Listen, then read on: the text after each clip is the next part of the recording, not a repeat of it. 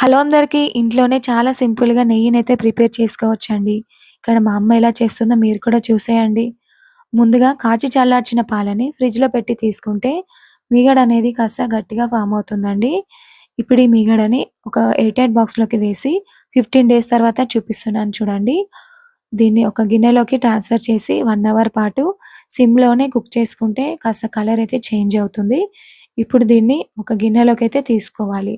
మీరు first time చేస్తున్నట్టయితే ఒక స్టెయినర్‌ని పెట్టి స్టెయిన్ చేసుకోవచ్చు. ఇక్కడ మా అమ్మ ప్రతిసారి ఇలాగే చేస్తుంది కాబట్టి డైరెక్ట్‌గా వేసేస్తుంది.